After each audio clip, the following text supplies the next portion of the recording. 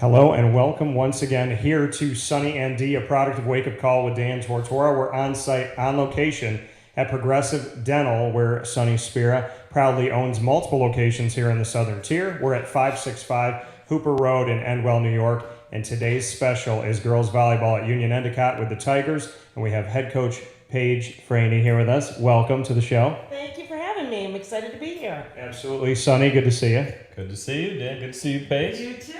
Welcome, welcome. Thank you. Very excited about this opportunity here. So, Paige, I'm going to throw it to you first and foremost. I know off the air you said you were nervous about the questions, but here's a really, really tough one. Bring me into what it means to be at Union-Endicott and why being a coach there is so important to you. I have been in the district for quite a while. It is my 25th year of coaching varsity volleyball, and every year it's an honor. I look at it as an honor. I came in and worked under Ernie Marshall, who was a phenomenal coach. It really has only been Ernie and I as the only two head coaches at UE, so I consider that to be quite an honor because she was somebody that, I really had to step up to follow. It's going back to my time. Yes, I know. It's going back to my, that's how old that is. And I came in with great mentors. I had Foles was there with me and Bart Gushin. So I've had some great mentors going through this program and learning, always learning. And then obviously the girls, I love them. I always say they're my kids. When you get to see them go off and live their lives and see what happens to them, that's what means the most for me as a coach. And just Tiger pride. I mean, if I didn't grow, I'm a Shenango Valley grad, but you knew UE, you knew the community, you knew the pride they had in their athletics, and you can't beat it. I concur. So being a part of that in the late 70s, early 80s. So as you said, you've been there 25 years. What are some of the things that you've seen change? What have I seen change? Obviously, the kids have changed. The environment, the community has changed a lot. Women's athletics has changed a lot at UA. We've, have had men's sports come through, but if you really want to look at some of our super strong athletes, you need to take a look at the girls. I don't think people give enough credit to what the hard work that they put in. This group of girls that I have is in the weight room all summer. They're working out all summer, and they're working to be strong female athletes and be good examples to our younger school-age children. I think you're right. I think it's much more widespread. Back in my day, Jody Dinga, Krista Purses were just phenomenal, outstanding athletes. Tracy Holbosky, but there wasn't as many, and there weren't as many. I think even offerings. And now you're right. It's about being an athlete first. Whether you're male or female doesn't really matter that much. You're an athlete at UE, so that's great. What are some of the things that you like the most about coaching volleyball? I love the sport, the aggressiveness, the way the game has changed over the years that I have played. Whether you're from when I played, from when I started coaching, to even if you are lucky enough you've watched the Olympics this summer, the women's game has advanced leaps and bounds. Even, let's say 10 years. We went through the phase of going from a winter sport to a fall sport. We had to jump that hurdle of competing with our soccer programs. But I have to say at UE, the turnout that comes out to be a part of our program has been phenomenal. But I think it's the aggressiveness in the women's game that has changed so much. The hitting, the speed of the game. When you get kids that come in at the modified level, we really try to stress them. It's a learning process there, but that really isn't what high school volleyball is. The speed of the game and what they get to see and how you watch them progress through. That's what I love. The biggest change I noticed was when they went to rally scoring.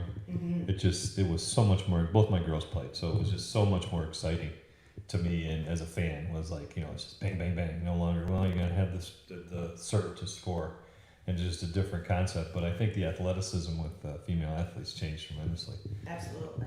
Yeah, and looking at, outside of the sport itself, you've had to go through so much, like so many people around the world dealing with, we were talking about it off the air, with, masks and whatnot, and having to deal with a pandemic that nobody was prepared for. How did you navigate that? Because as a coach, you're asked to be a leader and answer questions. These young women have questions for you, and in the last 18 months, it was hard to really find answers to those questions. Absolutely. I think it's still hard at this point. Every day, currently now we're back in that uptick of COVID right now. And I think you have to take a step back and say, you know what, I have to go with the flow. Whatever they're asking us to do, the importance is getting the kids out and playing, giving them the opportunity to have a season. We were lucky last year. I did not think once they bumped our season from the fall that we would get back in. We had a lot more restrictions last year, but they were still able to get out on the court. Coming in this year, we don't have a lot of restrictions in the game besides our masks. And there's some nitpicky volleyball rules. We don't change sides this year. We don't shake hands. But we're a full go at everything that we're doing. So besides the mask going on, which I know is difficult for the kids, but I don't hear them complaining. They really don't. They're great about it. I don't have to ask them things. They come in, they're ready to work, and they're ready to just do whatever's asked of them. What was the most difficult thing for you as a coach and as a leader and as a teacher to handle these last 18 months? Personally, as a coach, was just the unknown. We are hosting it's our 40th annual tournament, varsity tournament this weekend. And I literally held off on everything, concession stand, everything, because I just didn't know if all of a sudden they're going to say, nope, you can't hold it. Yeah. So mine was just dealing with the unknown. And I'm very, in my coaching, I'm very type A. I am this has to be done now and done now. So that unknown nearly unraveled me because I have to know things. I think you have to be, I want to be prepared. I don't want to find out at the last minute something's happening. Yeah. But take a step back. The kids are on the court. I can't ask for anything more. My mindset needs to change, but we're able to get out there and play. So I'm good with it. What was the season like last year in the pandemic? What did it get? Did it get shortened? Was it condensed? Was it in the same fall window? Was it played in the spring? We were played between the winter and the spring season, so it was condensed. We traveled locally. We didn't travel anywhere. Not that I'm going to complain about those hour and a half trips to Corning and all that. So that was a plus. And we got to see teams last year that we don't normally get to see within the league. Hour and a half practice time, so you are moving right from the start. Everything had to be done with a purpose to have it done and get the most out of that short amount of time we were practicing. And then the nitpicky rules, COVID rules during the game, they relaxed slightly. The masks were there, the sanitizing, and all of that. But this year, one of the biggest things is having fans back at UE. And it was, we played last night. It was huge for us. And I think the girls just loved having that available to them this year. Yeah, it's awesome. That's phenomenal. Talk about, I always know that as a coach, the one thing you dread is injuries, right?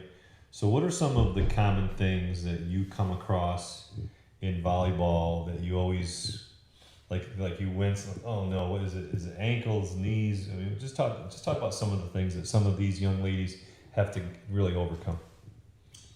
I feel like this is the kiss of death question. Well, let's go to another question. Let's skip that. Let's talk about the lines on the floor. No, I will tell you, because I have had injuries in my years. I've had some ACL tears. Ankles you're always prone to ankles. Shoulder, just making, constant overuse issues with shoulders.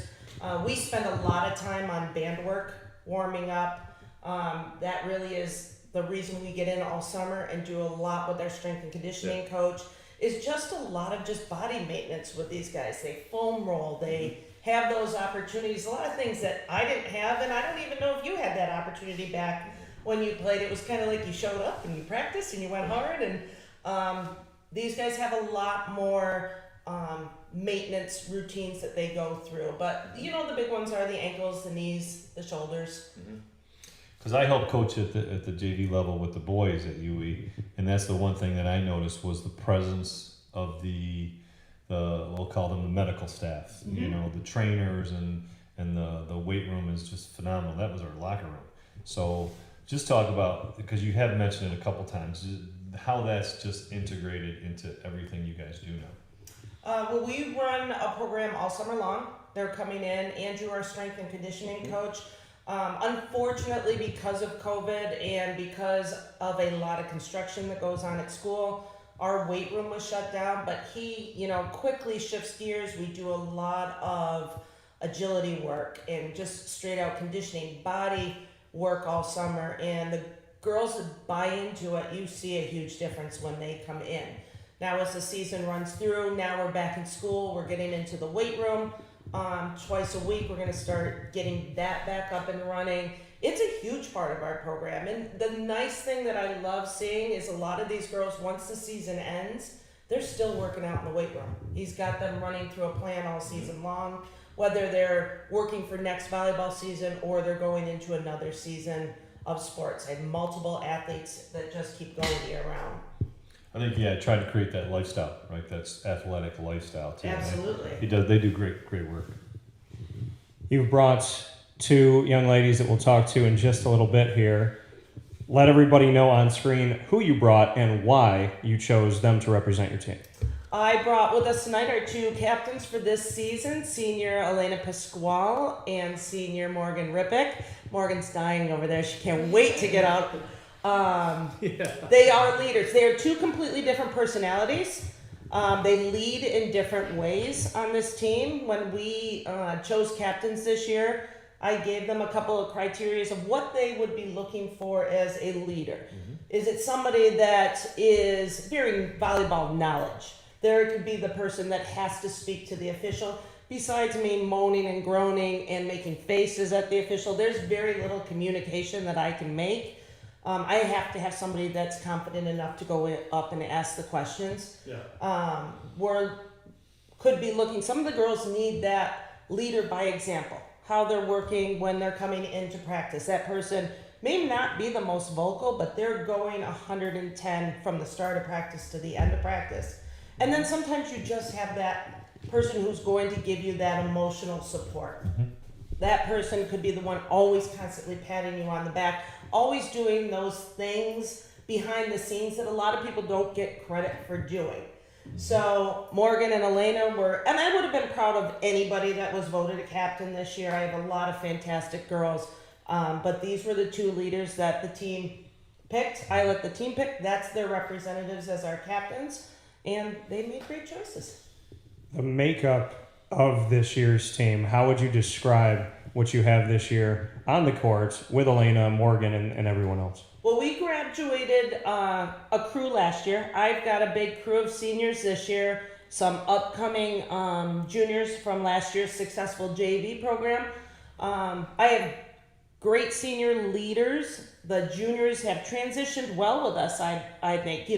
They make a big jump from the JV speed of the game to the varsity speed of the game. And I think as much as we say that, until they're out there and they play it, they're like, oh, this is a lot different. The seniors are being great leaders. They are. They've had to work their way to get onto that court, and we have some juniors that are out on the court right now. But I sit down with each girl at the beginning of the season. I said, here's what I'm looking at. Some of them, it's a learning year. It's that year to get comfortable. Some of them, this is your year. They have followed some very successful volleyball players. They've been lucky to have that support of good people, and now it's their year to step up and be those people. So we've got a nice variety. I have 14, which is a big team for a volleyball program, but I wanted to give as many people opportunities as we could. It's great. I'm a huge volleyball fan because, like I said, my girls played and I love the game. One of the things I will absolutely agree with you, when you watch the JV game, getting the ball over the net is probably the goal. In the varsity, it's not getting it over; it's getting over exactly how you want it to come over, and the rotations and all the little intricacies. Talk about how you learned some of that, like in your coaching style. Was it from Coach Marshall? Was it from your past experience playing. Where did some of your experiences come from in terms of teaching your style of play? Well, I think it's evolved over from when I first started. As I said, the game has changed so much, and to be a successful coach, you have to change with it.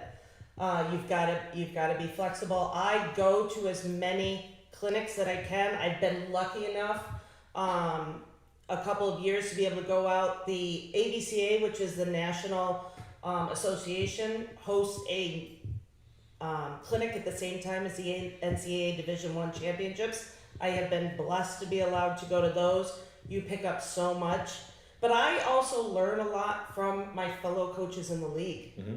You have to watch. You pick little minute things up that they say, and you're like, oh, you know what, you're right. You know, you can't be above learning from other people. Mm-hmm. And if I can steal ideas from very good coaches in this league, you know what, I'm going to steal them. Mm-hmm. We scrimmaged Windsor the other day. Scott was out there coaching, and I heard him say something. I'm like, you know what, I love that. Mm-hmm. So you got to take yourself out of the plan. I don't know it all. I'm never going to profess to know it all, but you know, I coach against very good coaches, and I'm going to steal their stuff. I think that's the quote of September, if not the quote of the year, that I coach against really good coaches, and I'm going to steal their stuff. I love it. It's perfect. We did that in basketball, and we would call the play after the coach's name. There we go. So I remember one time we were in Ireland, and we were going to the Blarney Castle, and there was, on the rock was Chris Evans, the coach at Owego, and I said, hey girls, remember that Evans play? That's coach right there. He looked at me like, I was dead serious. The kids knew exactly what it was. Yeah, it's funny the things you learn, and I was blessed before he moved to down south, but Bill Fehrenbach was a longtime coach in the area. And I would just sit in amazement at the things that he sees, the court, the tiniest things that he would see, and I would just soak up any information that I could from him. You got to learn from people who've been around for a while. Oh yeah, absolutely. I love that. So before we get into rapid fire, which I know you're very excited about, Very. what it means to be a Union-Endicott Tiger, how would you describe it? It's an honor. That would be the word that I use. I have always held that status highly. You know, I think it's something unlike Sonny, I wasn't raised here. I was raised somewhere else. And I still have a lot of love for CV, trust me. But I look at it as an honor to be a Tiger. It's an honor to be working there. It's an honor to be coaching there. And I never take it lightly. I want to do the best that I can for that program and that district. Perfect. I don't think you can answer better than that unless you said that in order to be a good coach at UE, you have to steal. And in order to be a good person, you have to steal. That's what you have to do. It's not exactly steal. It's borrowing. I like borrow. Right? You know what? Imitation is the sincerest form of flattery. What I would love is if you learned from a coach, borrowed, and then they borrowed back thinking that was you. Like, oh, she had a great idea. And it's like, well, it was your idea first. Exactly. I like that. So, Paige, we're into rapid fire. And I love the answer you just gave about honor. I thought it was incredible. So we're gonna make this. It's not gonna be hard. It's not gonna be crazy. So you talk about honor. You talk about that connection, family. The last 18 months when you can't see certain people, travel to certain places. What's the one thing with the holidays coming up that you really want to do with your family?